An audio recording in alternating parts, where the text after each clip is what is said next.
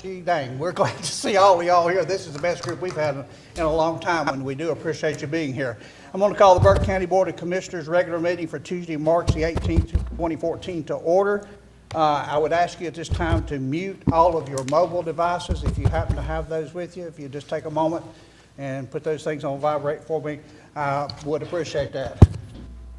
Madam Clerk, as I see all the commissioners are present, the county manager is present, along with the county attorney and the deputy, our finance officer, deputy manager.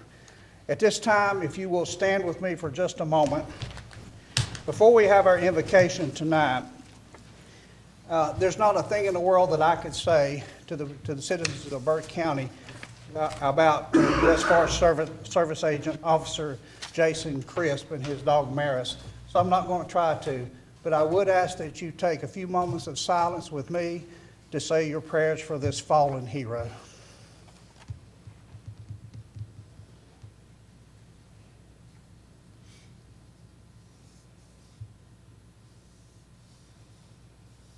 Amen. Thank you very much.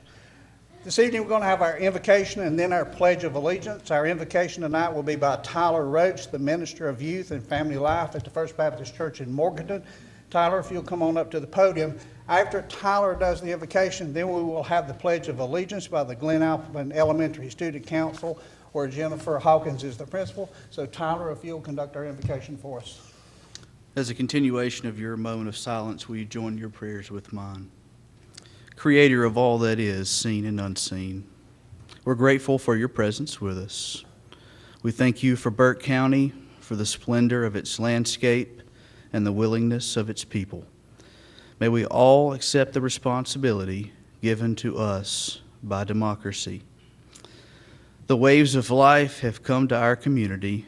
We grieve for those still mourning for loved ones from this week's tragedy. And we celebrate the accomplishments of one of our great schools. Help us to remember that in all things you are with us. May we be willing to listen to those around us in an effort to hurt with those who are hurting and celebrate with those who are celebrating. Through the miracle of relationship, may the community of your people be a guiding light in our country, state, and local governments, and give us all the strength and wisdom to do our best in all things in order to make our world a better place. In this season of Lent, may our sacrifices help make us more aware of how life is for those less fortunate than ourselves. May the desires of our hearts, the works of our hands, and the actions towards others be pleasing to you. Amen. Amen. Thank you. Children, if you'll come forward for the pledge.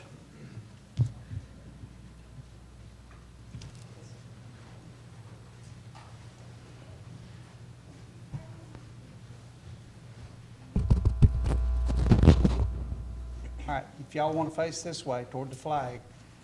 Ladies and gentlemen, if you'll join with us when, who's going to start? Okay.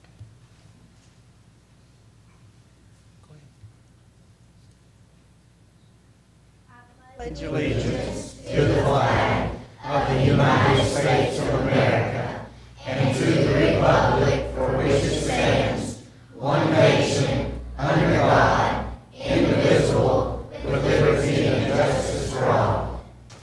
Well, it looks like half of our audience just left, didn't it? All right, we'll move on with our agenda. The next item on the agenda is approval of the meeting minutes. Gentlemen, we had pre-agenda from February the 4th, our recess from February the 4th, and our regular meeting on February the 18th of 2014. We'll take a motion if there's no additions or deletions to the minutes. Mr. Chairman, a motion to approve the minutes is printed for all three meetings. All right, everyone's heard the motion by Wayne. Thank you, Wayne. All in favor, raise your right hands. Madam Clerk, that's 5-0. Next item is the approval of the agenda as amended with some supplemental information that was presented to us. Again, if there is nothing to be discussed, I'll take a motion for the approval of the agenda as amended. So moved, Mr. Chairman. Thank you, Maynard. You've heard the motion by Maynard to approve the agenda as amended. All in favor, raise your right hand. That's 5-0, Madam Clerk. We'll move into our presentations. The first presentation we have is a proclamation honoring Tyler Shatley, and I think the Shatleys are here. So, Neil, if you and Tyler will come forward to this podium up here for me, please.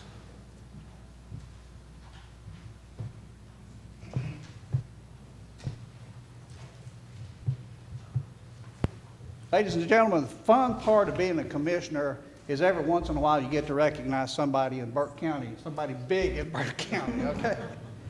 The one good thing is being a commissioner and doing that is especially when it's one of your friends. Neil Shatley to the left over here is the father of Tyler Shatley. I've known Tyler actually when he was small, when we went to church at Crosslink Church in Rutherford College, and I watched Tyler grow up. And Neil and Barbie have been friends of mine for a number of years. Tyler's grandfather was a pastor of the church there, Brother Bob Gober and his wife, for a period of time that I went there before I started going to Moles Grove Baptist Church. So we want to recognize Neil and his son, Tyler. If you've been reading the papers, you've seen Tyler has gone through his career at East Burke High School as a football player. He attended Reverend College Elementary Schools, and he was a star down at East Burke. I cannot read everything that Tyler has done. There has been so many accomplishments. What I want to do is move on down and look at a couple of things. That in 2010, Tyler won the Victory Hall Award for his work in the classroom and was the Power Hour Strongman Champion for the spring football practice. And then in 2012, Tyler was selected as the Strength and Conditioning All-American by the National Strength and Conditioning Association and was a member of the ACC Atlantic Coast Conference academic football team. And Tyler helped lead his Clemson Tiger football team to the 2013 Orange Bowl title over highly ranked Ohio State University. And whereas Tyler graduated from Clemson in May 10, 2013 with a degree in civil engineering, and whereas Tyler is currently attending a football training camp at CES Performance in Atlanta, Georgia, where he is honing his football skills in preparation for Clemson's Pro Day, which has already been passed, and the National Football League draft, May the 8th through the 10th. And whereas Tyler is an NL draft prospect from Little Burke County, North Carolina, and probably is going to go to, I hope, the San Francisco 49ers, which is one of my favorite teams, and I'm hoping is one of his, and I hope San Francisco has enough good sense to take him.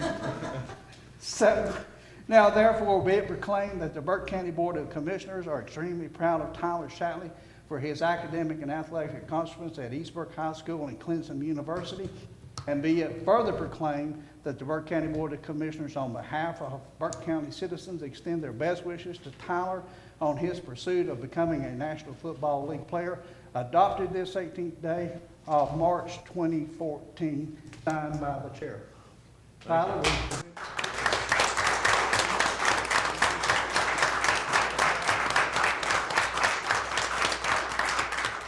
First of all, I just want to thank God for the opportunity, and thank my family and friends for always being there for me. And it's an honor, to be from Burke County and try to represent well.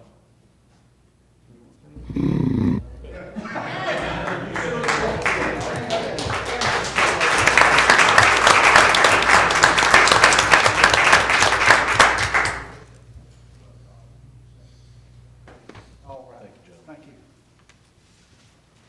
Don't forget the Panthers are looking for good players too.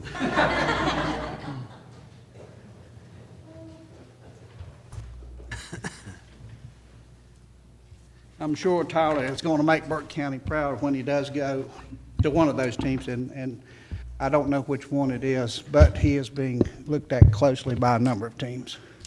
Am I on? Okay, good. I'm sorry.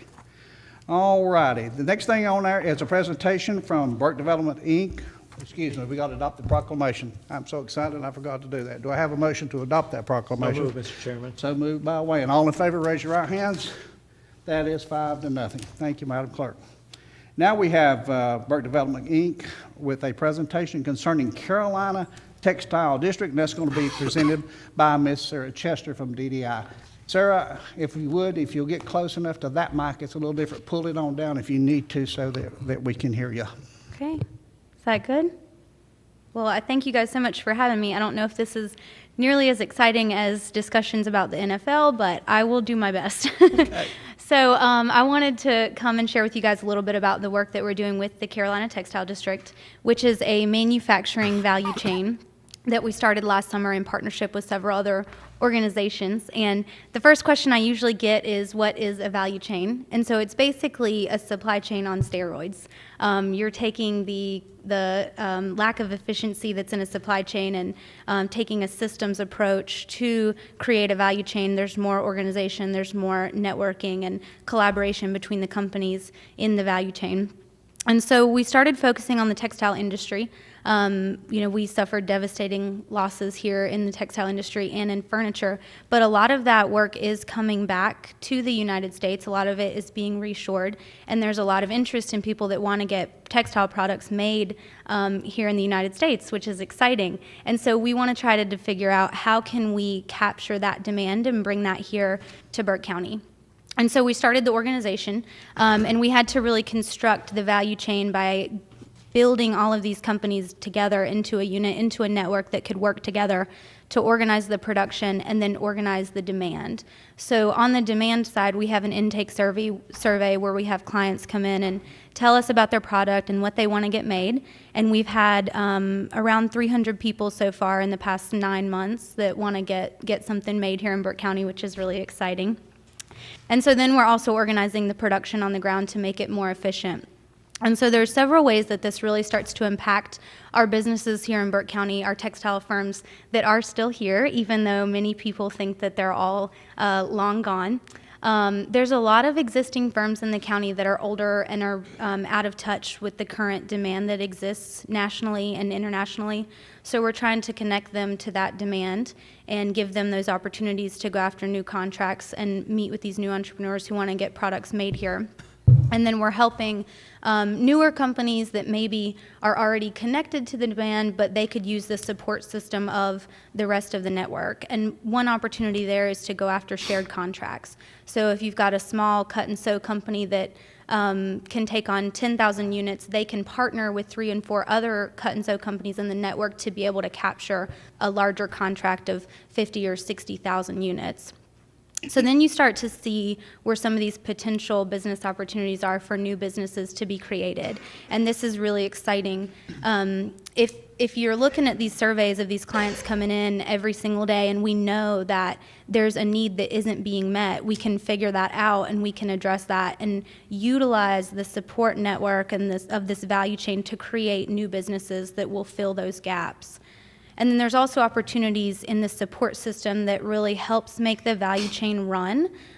This could be, any support service that a company utilizes, whether that's trash pickup or a lot of our cut and sew companies don't have any way to recycle their scrap fabric and thread and materials.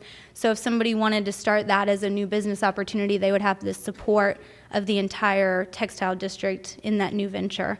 There's also potential opportunities to affect other sectors. And this is an example, the Gerber cutter. We've got, Gerber cutters are extremely expensive, $80,000. We don't have any cut and sew companies that could afford that. But there are companies outside of the textile industry in Burke County that have these. So we've started having conversations with them about how we could partner with them. So you start to see how working in one sector can affect other sectors as well. And so we wanted to revitalize the textile industry, but do it in a different way than it was done before so that it's more resilient and more sustainable.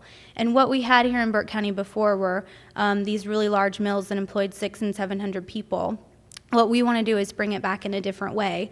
They didn't have a lot of diversifying in their product lines and what they did. So if they sewed for one company and that company decided to move overseas, then they lost all of their work, all of their contracts. So what we'd like to do is focus on this small firm economy where we've got, instead of 2 or 3 large mills, we've got 5, 6, 7 firms that are 25 to 50 employees, and they really diversify the types of products that they're making so that if they lose one client, the whole company doesn't go down, and if we lose one company, the whole sector doesn't go down. So it's all about building that resiliency and sustainability in what we're doing.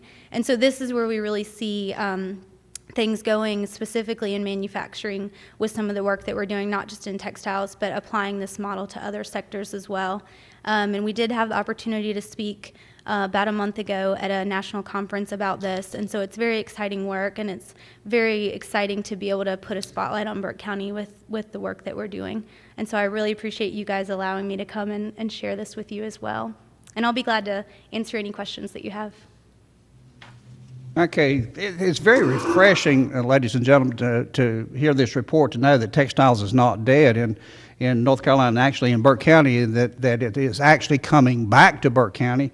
And right now, we're searching out a number of people that have the skills to work in the textile industry. You know, some of our people have graduated on an age, and now we're looking for the younger people to come in and work in this industry. And we're very, very thrilled with the prospect of these companies. Like we say, they're probably, as Sarah said. And let me congratulate Sarah for making the presentation at the national conference. That was an honor for her to go to represent BDI in Burke County at that conference. And to know that textiles is coming back. Gentlemen, I'll open it up to you if you want to ask Sarah any questions or make any comments. Mr. Manager, Wayne? Sarah, how did this come to be? This wasn't something that was on the shelf. Wasn't this something created by BDI in response to our local economy? Yeah, we had a couple of cut and sew companies that were new and innovative and saw the need to kind of link together and work with each other. And there's the value chain model is something that's been emerging in economic development and is becoming more prominent. And so we went after a grant to really get the organization started. And, you know, anything that you want to do takes a lot of manpower and a lot of time and people and money. So we got that grant to get it started. But that's an important point, that this was created. It wasn't on the shelf. It didn't come from somewhere else.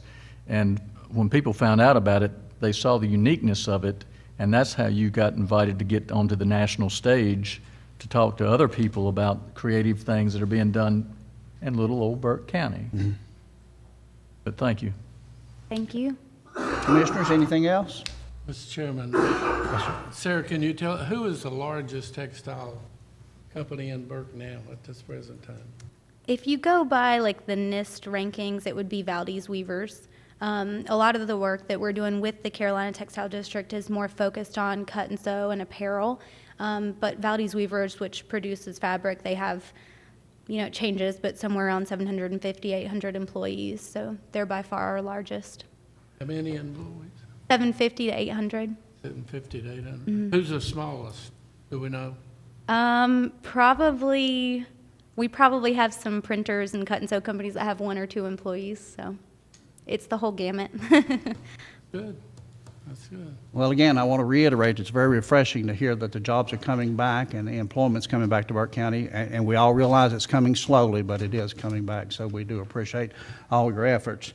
Gentlemen, there is no action that needs to be taken on Sarah's report, so without objection, we'll receive Sarah's report for the record. Thank you so Sarah. much. Okay, we'll move on into our scheduled public hearings. The first one this afternoon is the Viper radio purpose of the JAG grant number 210DJ-BX1445 for a public hearing. That will be presented by Captain Jeff Robinson from the Burke County Sheriff's Department. And Jeff, if you'll move to the podium and give us an overview of the Viper radio purchase. Gentlemen, as you can imagine, following the line of service death of Officer Chris, the sheriff has been extremely busy. He was scheduled to be here tonight, but has asked me to present the information. In 2010, Burke County was one of 57 counties and municipalities in North Carolina that met criteria for funding through the U.S. Department of Justice. $12,214 was allotted to Burke County. And during this time frame, we were moving from the analog system radios to a Viper system, which is a digital system, which allows better communication for law enforcement agencies. Major David Penley, who's retired now from Burke County Sheriff's Office, wrote a grant and acted as the project director. Retired County Manager Ron Lewis was the authorized representative for the grant.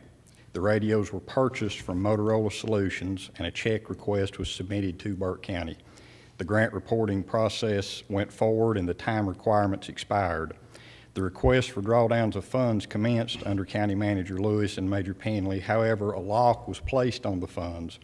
Within the documentation associated with the grant is a letter stating that Special Condition 22 is delinquent and the funds have been locked.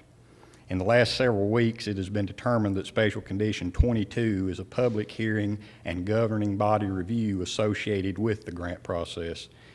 In relation to Grant 2010 DJBX 1445, this criteria was never met. Burke County Sheriff's Office personnel has worked with grant administration specialists from the Department of Justice to try to resolve this issue. DOJ has extended the time required for the public hearing and review. Following the hearing and review, the grant closeout process can begin and the funds can be accessed. Thank you, Captain. Madam Clerk, this time I'm going to open the public hearing regarding grant number 2010 DJBX 1445. Is there anyone here to speak in the public hearing regarding this grant? I have no cards, Mr. Chairman. Okay. Anyone in the audience want to speak to this? Seeing none, Madam Clerk, I'm going to close the public hearing. Gentlemen, does anybody have anything else to talk to the captain about? We've already received most of the information on this, but we'll open it up for questions if you have any. I guess, Mr. Chairman, if I may. Yes. What happens if the grant doesn't come through? Do you anticipate it not coming through? No, sir, I don't. I have spoken with several folks from DOJ, and this should be the final process to release those funds and have them go back into the general fund for the county. So if I understand you correctly, the only thing, pardon me, the only thing that was holding the grant was the public hearing itself, which we have just conducted. Yes, sir. Special Condition 22. Okay. Anything else, gentlemen? Okay, since this requires no further action, if there is no objection, I'm going to go ahead and receive this report and make it a matter of public record. Madam Clerk. Thank you, Captain. Thank you, sir. Our second item for public hearing is the Community Development Department Zoning Text Amendment ZTA 2013-06 and public hearing presented by Scott Carpenter, our Planning Director. Hey, Scott. How are you, Mr. Chairman? Good, sir. Gentlemen, it's a pleasure to be here tonight, and I have one item on the agenda, and that's a zoning text amendment that will deal with kennels. This has been before the board before several years ago, but we have had a request to amend the kennel section of the ordinance, and so I'll briefly go over how that is. This was first received in October as an application, and it was scheduled to be heard in November, but the November date fell within the Thanksgiving holiday week, so it was postponed till December 5th. We met December 5th. We talked for, 2 to 4 hours, what I believe it was. It went late into the night, and we still hadn't quite resolved all the issues. But the board voted to postpone it, so we came back January 5th, and we continued. And at that meeting, the board voted unanimously to approve it with some additional changes. We decided that the changes turned out to be so substantial that we came back January 23rd with the planning board for another meeting, and at that meeting they voted 5-0, and that's what you have before you tonight. So a lot of thought and a lot of time. The applicant is here tonight, and the applicant is wishing to amend Section 920 of the Burke County zoning ordinance to include a new use of land. The new land use request is for an indoor kennel. The applicant is also requesting that the zoning ordinance allow the new indoor kennel use within the residential R3 zoning district as a conditional use. So of course that would be heard by the Board of Adjustment when it came forward. Currently, kennels are regulated under Section 402 and Section 920 of the Burke County zoning ordinance. Section 402 provides the definition of kennel, and this definition was last changed or amended in 2010. The zoning ordinance has no current definition for an indoor kennel. If this amendment is approved, staff proposes amending the existing definition of kennel to include and differentiate outdoor kennels from indoor kennels from private kennels, and to provide more clear definitions. That statement I just shared is what kept us going for hours and hours in discussion. There are currently no specific standards for the kennels in the ordinance. If the indoor kennel use is approved, a section should be created and added to the zoning ordinance that requires standards for facilities that meet the definition of both the outdoor and indoor commercial kennels. Such standards are aimed to promote the health, safety, and general welfare of animals as well as the general public. We did have a few concerns and recommendations, and the zoning ordinance amendment request is complex for the following reasons. Staff receives calls on a regular basis regarding various animal concerns and or complaints. The main concern, of course, is animal cruelty, and the main complaint is noise. The zoning ordinance does not regulate either of those issues. Cruelty to animals is addressed and regulated by the Animal Control Division of the Sheriff's Department. In general, noise is also a separate issue that is regulated by a noise ordinance and also enforced by the Sheriff's Department. Zoning is a tool which tries to provide reasonable separation and balance to incompatible uses of land. And of course, dogs are one of those exceptions because of the noise. Any land use ordinance permitting the keeping, boarding, or caring for animals must be looked at carefully, which I can assure you we have done, assessing and determining the balance between promoting commercial development and promoting the health and safety of our public. So the amendments that have come about through all of our meetings and discussions are as follows. We recommend that we amend Section 402 of the zoning ordinance. Staff and the planning board believe that the existing definition of kennel is too broad and it does not differentiate between the different types of kennels. Staff and planning board recommend amending Section 402 by rescinding the existing kennel definition and proposes a new definition for commercial kennel. And I'd like to read that for the record and to share that with you. The new definition would be an establishment wherein any person engages in business or practice of boarding, breeding, grooming, letting for hire, or training of more than 6 domesticated animals at any one time, or an establishment wherein any person engages in the business or practice of selling more than 1 litter of domesticated animals at any one time. Domesticated animals, for the purpose of this ordinance, shall be defined as dogs, cats, and other generally acceptable household pets. Litter, for the purpose of this ordinance, shall be defined as the progeny resulting from the breeding of 2 domesticated animals.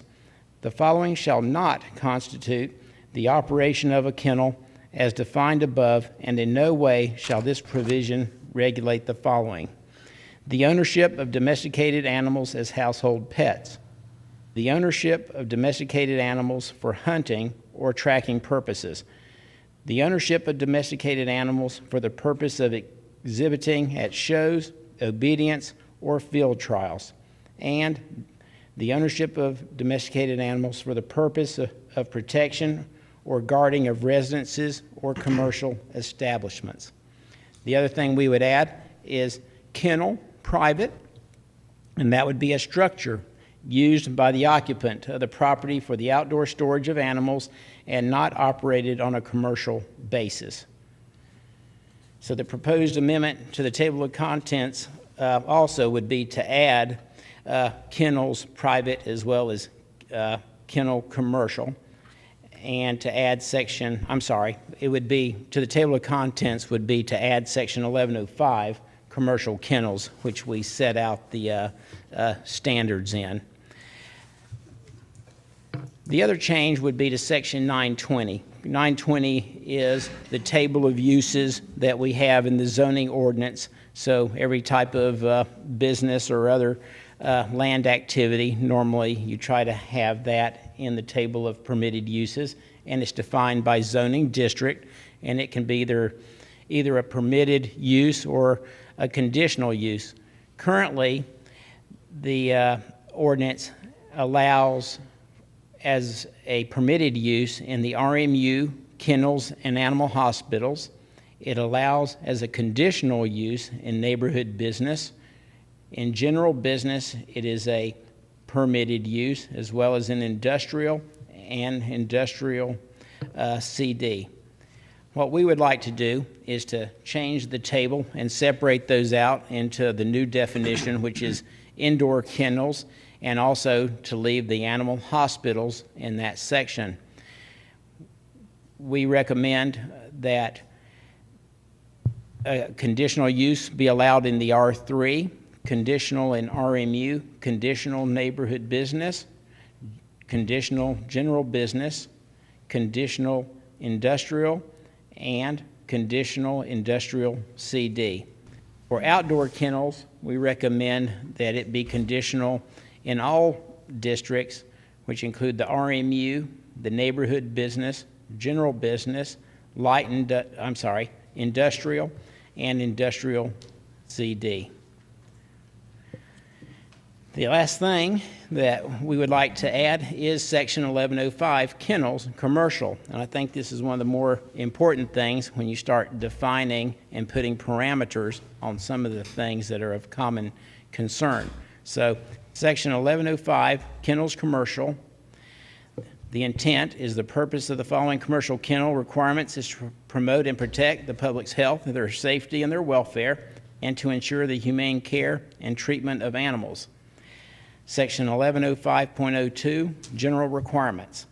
When allowed, per Section 920, all kennels meeting the definition of commercial, as stated in Section 402 of this ordinance, shall be subject to the following requirements. 1, all kennels must be approved and permitted as outlined in this ordinance prior to being established. 2, all kennels are subject to the site plan requirements of Article 13 and Articles 22 and 21. Outdoor kennels, all buildings, runs, and shelters housing animals shall be located at least 250 feet from property line. Outdoor kennels shall be entirely enclosed by a fence. Fencing shall consist of durable materials with a minimum height of 6 feet and shall deter animals from escaping over, under, or through the fence. Indoor kennels, this is number 5. All buildings, runs, and shelters housing animals shall be located at least 100 feet from property lines. All indoor kennels located in either the R3 or RMU zoning districts shall be located at least 150 feet from property lines. Indoor kennels with outdoor runs shall be enclosed by a fence. Fencing shall consist of durable materials with a minimum height of 6 feet and shall deter animals from escaping over, under, or through the fence. Number 6, all operations must be compliant with Article 3, Chapter 19A.20-41 of the Animal Welfare Act and applicable environmental health regulations. Number 7, setbacks shall not pertain to animal hospitals. The last thing that you gentlemen will need to do is also to adopt a statement of zoning consistency, and that statement, I will read the statement, reads, the proposed zoning text amendment is attempting to create responsible and reasonable zoning standards for commercial kennels in Burke County. Creating such standards is consistent with the Burke County Comprehensive Land Use Plan and is reasonable and in the public interest because 1, currently the zoning ordinance does not have any standards for the development of commercial kennels. 2, the proposed text amendment adds standards for the development of commercial kennels in order to better protect the health, safety, and welfare of the general public. And 3, the text amendment provides specific, responsible, and reasonable setbacks and requires commercial kennels to be screened from residential uses in order to protect the viewshed of any adjoining residential property owners. And that is my presentation, gentlemen. Thank you, Scott. We've received the presentation from the planning director. Madam Clerk, I'm now going to open the public hearing. Has anybody signed up to speak? Yes, sir. I miss Heather Baker. Heather, would you come to the podium, please, over here, please? For the record, please state your name and address before you begin. Okay. My name is Heather Baker. My address is 2067 Briarwood Drive, Morganton, North Carolina. I'm the owner of Paws and Claws of Warrington, and I have requested this text amendment. I have a small grooming shop, and I constantly have requests for boarding. I do board a few dogs. I have a small building with like 2 or 3 luxury suites in it, and I'm looking to expand. Over the past 3 years, I have went from 25 clients and 32 dogs to 432 clients and 614 dogs. My business has just grown. I went from 1 groomer, me, to me, another full-time groomer, and 2 part-time ladies who help me out. Over the past 3 years, my sales have increased anywhere between 120 to 160% per year. So I'm looking to expand. However, on our 18-acre farm, we are R3. So with this amendment, this will allow me to build a new building, expand our grooming, expand our boarding. I want to do all indoor suites, which are luxury suites. I'm not sure if you're aware what those are. Those are for all of our little foo-foo-y dogs who don't like kennels, who don't like concrete, who don't like chain link, who don't like a lot of noise. These kennels will be little rooms that have TVs in them. They're climate controlled. They have little beds for them. And, you know, they will be pampered and taken care of the way that Mommy and Daddy think they should be. By doing this, I will be able to expand not only my boarding, but also offer daycare services. I have a lot of clients are interested in daycare services, and this way their dogs can have somewhere to play. They have high energy dogs, because that way when they come home in the evening, they can rest and relax, and their dog is tired too, instead of having to go for a 4-mile run with Fufu. So, you know, this right here, I think this will really help our community. I will be able to hire additional employees. From what I can look at, was anywhere between 5 and 8 full-time employees. One thing I would like to ask is that with the amendment, right now it has 150 feet setback for R3 for indoor kennels. I would ask that that be maybe switched to 100. 150 is a lot. Whenever you're doing indoor kennels, the dogs are inside 95% of the time. You know, think about, you know, your wife's dog, your daughter's. They want to go outside, do their potty, and come back in. Very few of these dogs are loud. They don't like to be outside. They don't like to play. My daycare facilities, they will also be inside. So I plan on having a large, probably 50 by 50 area that will be daycare, and that will all be inside an insulated building. For indoor, that's the majority of what you're looking at. You're never looking at outdoor facilities. There will be an outdoor play yard, but it's rare that it's going to be out there, and if it is, it'll be during the day. Just doing some basic math, for 150-foot offset, that's looking at almost 3 acres. Most indoor facilities aren't like outdoor facilities where you're going to have runs and runs and runs of dogs. It's going to be small. You know, I'm looking at the max of 15 suites whenever I expand. So 150 feet is taking up almost 3 acres of land just for that. Whereas if we were to go to 100 foot, then we would only have to look at 1.4 acres for the setback that I would have to make arrangements for. So I would request that amendment. Do you guys have any questions for me? I'm not going to take questions at the moment. I'm going to continue on and see if there is anybody else here to speak to ZTA, but I want you to stay close, okay, for me. Yes, is there sir. anyone else here to speak to ZTA 2013-06? If you'll come forward, ma'am, and state your name and address for the record.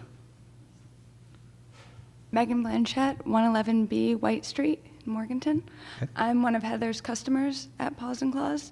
I don't have a frou-frou dog, but I do bring her there to get tired. I work from home, and it would be nice to have a daycare to bring my dog to so that I don't get tired of her. And also, you know, you want more jobs, want more here.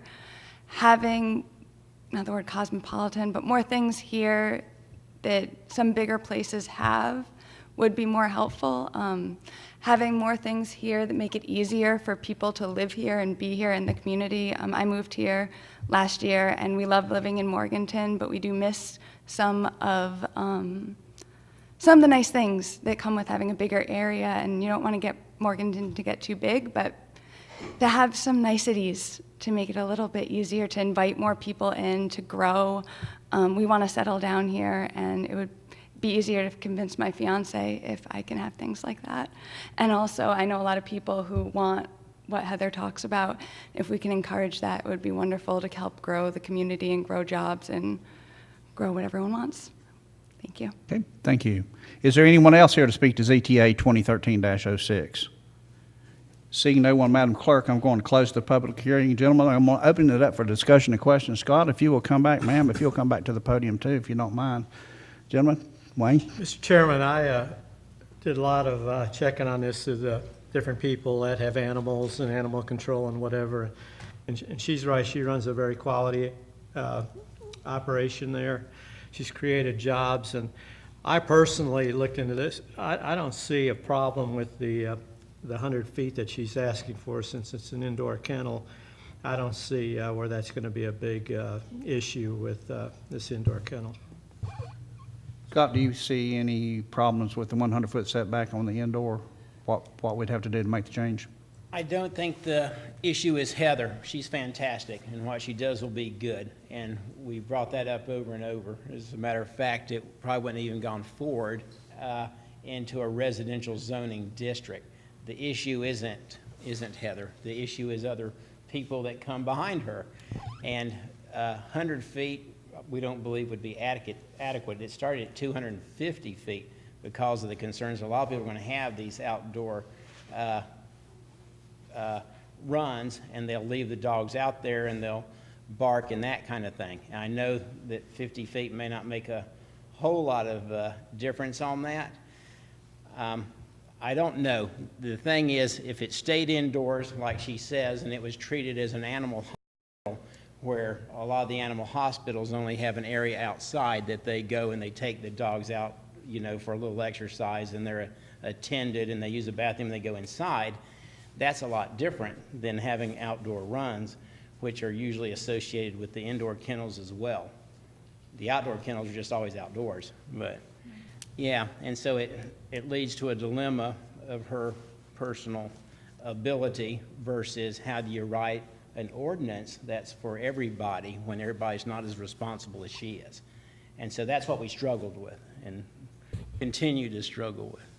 Yeah, and I realize that, Scott, but when it ties up 3 acres instead of about half of that, it's... And it started out at 10 acres. Yeah, yeah. And so we brought it down. I called the planning board members when we started measuring and saying, look, there's not going to be a lot you can do this on in the county if we don't bring down those numbers. Anything else, gentlemen? A couple of questions. Yes, sir. Heather, do you have runs now? You mentioned you wanting to build them. Do you have runs now? I do not. I currently just have indoor suites. I do have an outdoor play area where they go potty. Actually, I have 2. I have one that's all gravel for whenever it's raining and nasty, and then another one that's grass. So they do not have individual runs. They do not. They get to go outside about 4 or 5 times a day and go potty. If I have a couple that are rambunctious, like Miss Megan's, they get to play, but they do not have indoor, they do not have unsupervised access. The only time they're allowed outside is when I'm there with them. Scott, how many runs does a normal or a percentage of business, how many runs are usually? It depends on design. So a lot of times the outdoor run has a door that opens up and it goes straight indoors, and it's indoor outdoor. So if you have 20, you have 20 runs. See, I'm not opposed to the 100-foot setback, and I don't think any of the planning board members are, if it's for an indoor kennel like she has, and to where she takes them out and then takes them back in and they're attended. It's the runs that open up, all the doors open up, all the dogs run out and they stay out 5 hours yapping. And then everybody that lives nearby is calling the sheriff's office. But in your zoning ordinance, you're calling for a 6-foot-high run? That would be for where there are runs. That's what it would probably take to contain a dog and to keep it in. Any shorter and they're going to go over. Yeah. Some of them will get over a 6. And Heather, how long would you make that run? You realize if you go another 50 foot, let's say you got 100 foot before you get to the 150 and you go another 50. I don't know how much, I don't have a fence guide with me now, but 6 foot high chain link fence is pretty expensive. Yes, it is. And do you have room to accommodate that? And is that what you're thinking of? Well, I would not have indoor-outdoor runs. You know, I would only have indoor runs, and my play yard would have the 6 foot fence. And I think based on these requirements, that's all I would be required to have. I'm wondering if the indoor-outdoor runs like Scott's speaking of, are they considered indoor or are they outdoor? Would they be considered more outdoor runs and under that zoning policy because the dogs are left outside unattended? The answer is they would be permitted as indoor runs or kennels because that's where they'd be at night and where they would be attended. The runs are just to let them out. But how long they're out, we just don't know. Okay. Well, the reason I was asking if you had a run, you know, Mr. Chairman, one of the ways you could do that is grandfather those who might already have one. But since you don't have one, it makes it kind of difficult to grandfather the run that's not there. So Right. I think maybe a happy medium, 125 foot, would that work? Well, again, she's not going to have runs. She's just going to have a play area with a 6 foot fence, which, and again, tying up 3 acres is, to me, a lot of area for a business, somebody in business. And that 3 acres is before you even build a building. That is just 3 acres for the setback. And that cannot include fencing, that cannot include the run, that cannot include even my play yard. So you're going to have a group run, a group pen, play area? Yes, yes, it's a play yard, and on the dogs that, you know, I have some dogs that get along great and they want to play, and about 15 minutes after that, they're tired and want to go back in. And then I have some that just want to go out by themselves, and so they get their own time out there. We just rotate them out. And then I have a suggestion. What about indoor kennels without outdoor runs, and then indoor kennels with outdoor runs, and we have the 100 foot and the 150. And then we'll work out the rest of the conditional use when. I'm sorry, I don't want to be a bore, but I went somewhere. Could you do that one more time? For you, Mr. Chairman, and only for you, I will. What if we have the current indoor with outdoor runs, and that's 150 foot setback. We have indoor without outdoor runs, and that would be 100 foot setback. And then they would have a play area, and I think that would solve the issue. I'm So with you you would now. say a singular play area would only have a 100 foot setback? Yes, sir. It's a huge difference when they're being watched versus unwatched and just out. Well, this sort of reminds me of your backyard at your house. I mean, that's what basically we're talking about. Yes, sir. Jeff, you have any questions? So an outdoor run is all outdoor. That's what you're saying. You know, it would be no indoor. Outdoor runs, they do have indoor and outdoor capability on almost all of them. So you have an indoor kennel, but then they want to let the dogs out. And so they open up these doors and the dogs go out and they stay out for however long, 2-4 hours. That's where all the barking starts, as well as the using of bathroom and stuff like that. So some odors can be generated as well, especially on the ones that are not as well maintained as some. It's a huge, you know, difference in the management of these. And then the outdoor runs or kennels are ones that they're always outdoors.